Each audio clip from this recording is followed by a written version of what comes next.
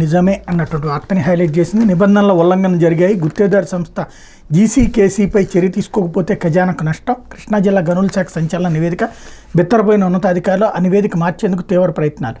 అనుమతులు లేకపోయినా భారీ యంత్రాలతో ఇష్టానుసారం ఇసుక తవ్వకాల దందా నిజమైన ఓ గనుల శాఖ అధికారి ఇచ్చిన నివేదిక ఆ శాఖలో సంచలనంగా మారింది. అన్ని జిల్లాల అధికారులు అక్రమాలను కప్పిపుచ్చుతూ నివేదికలు పంపితే కృష్ణా జిల్లా అధికారి మాత్రం ఉల్లంఘనలు వాస్తవమేనంటూ ఉన్నదన్నట్టు పంపారు.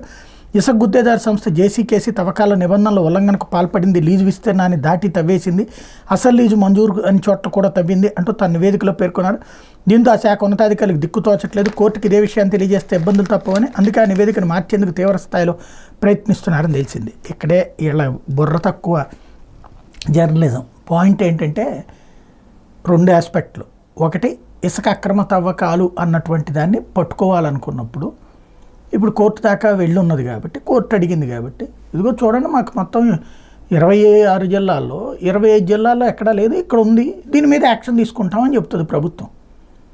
అది తెలివిగా చేస్తున్నటువంటి పని, అది బుర్ర ఉంటే అర్థమవుతుంది. అలా కాకుండా ఇక్కడ ఈ అధికారి నిజాయితీపరుడుగా ఇచ్చాడు నివేదిక అనుకోవడం అమాయకత్వం.